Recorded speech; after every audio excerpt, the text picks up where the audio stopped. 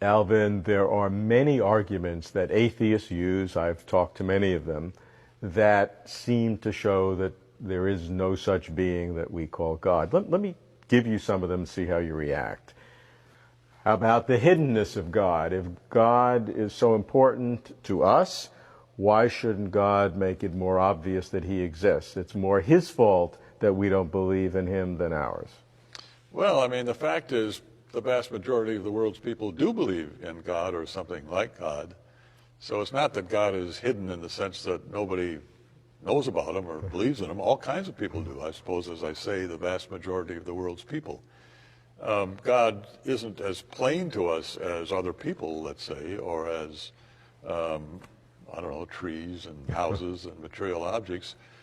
But why think that he would have to be? I mean, there's got to be more to this argument than just that. That's not, that's, as it stands, seems to me not much of an argument at all. He might have a good reason for being relatively hidden to the degree that he is, which, as I'm suggesting, isn't all that great.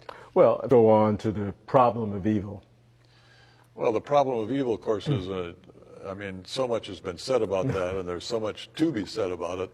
It's very hard to say, you know, very much sensible in very brief compass.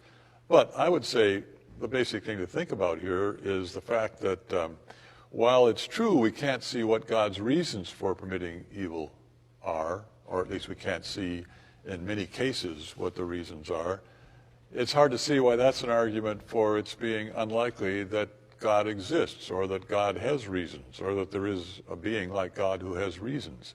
Because God's circumstances and God's own intrinsic being is so different from ours, he being omniscient and omnipotent and so on, that from the fact that we can't see why a certain thing happens, why he permits a certain thing to happen, not much follows. It certainly doesn't follow that he doesn't have a reason. It doesn't even follow, in my opinion, that it's likely that he doesn't have a reason. It's just not the case that if God actually did have a reason, you and I would be the first to know. We might not know at all. How about the alleged contradictions between God's different characteristics? Well, what are we thinking about here?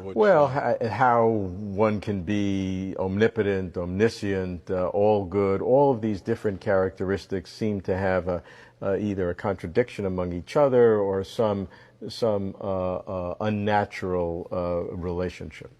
Well, I guess I'm not, I don't think there are any contradictions there. At least I haven't ever heard of any. People sometimes have spoken of the paradox of omnipotence. Suppose God is omnipotent. Well, then there's supposed to be nothing he can't do. Well, can God create a stone so heavy that he can't lift it? If he can't do that, there's something he can't do, and so he's not really omnipotent. But if he can do it, then once he did it, then he wouldn't be omnipotent because there'd be a stone he couldn't lift. It seems to me this is not a very impressive argument. I mean, it's not possible that there be a stone that an omnipotent being can't lift. So God can't create a stone so heavy that he can't lift it.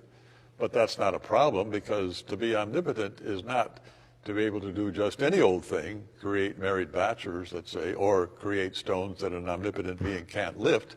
It's to be able to do what's logically possible. Another similar argument, God can't be both omniscient and omnipotent, because if he's omniscient, then he can't change his mind. And if he can't change his mind, he's not omnipotent. Well, again, I don't think this is much of an argument. I mean, maybe he can't change his mind, but it doesn't follow from that that he's not omnipotent. Maybe it's not logically possible that his mind be changed. I mean, maybe it's not logically possible that he be wrong, and hence it's not logically possible that he change his mind in order to hold the true or right view. But that technically would make him less omnipotent than if he could. Well, only in the sense that if he could, then he could do something that's logically impossible. But omnipotence doesn't cover that. To say he's omnipotent is not to say that he can do what's logically impossible, but only what's logically possible. Other views that atheists would take would look at the physical universe and say, what does it look like? It's violent. It seems pointless, certainly physically. It's wasteful, all these comets and asteroids floating around. and there's a lack of efficiency. That there's it's just a cauldron of chance. A lot here depends on what kind of being you think God is or would be. It might be that you think God would have to be like a classical artist, very efficient, everything in its place and the like. Well, maybe, but why think that? Why think God would have to be like that?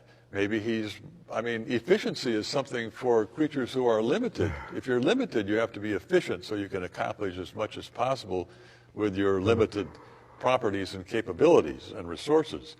But if you're not limited in this way, if you're omnipotent, what's so great about efficiency? Maybe God is more like extremely creative, romantic artist. He delights in having things of as many different kinds as possible. I mean, the main point here is that all of these arguments of that sort all presume that the arguer knows what God would like, or what God would want to be the case, what God would think, what God is aiming at in these conditions. And as I was saying earlier on with respect to evil, there's no reason to think that we know those things.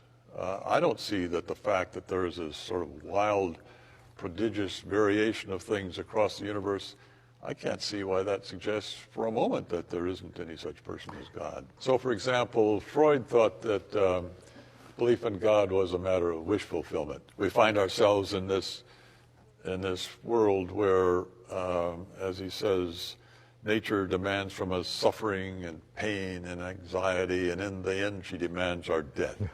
And if we looked this situation full in the face, we would fall into despair and into depression, apathy. We probably wouldn't be able to function at all.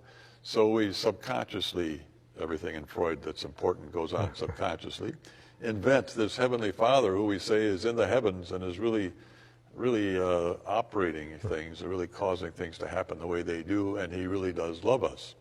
So that's where belief in God comes from. Well, this is interesting. If in fact there is such a person as God, then belief in God will in fact have warrant. That is, it will in fact come from a source with positive epistemic status, because he would create us in such a way that we would be able to know about him. He would want us to know about him. He would create, according to theism, he has created us in his image. Part of that involves knowing, and the most important thing to know about would be God himself. It could be that God uses wish fulfillment as his means of getting us to know about him. So it could be that, right, Freud's right, this belief comes from wish fulfillment, but that it need not be anything against it. It need not follow from that it's not reality directed, so to speak. If you insist that it isn't reality directed, then you've got to have some independent argument against God's existence. If God does exist, our belief in God will undoubtedly, or at least very probably, be reality directed. So if you say it isn't, then you've got to first give us an argument for the proposition that there isn't any such person. It's not an independent argument at all.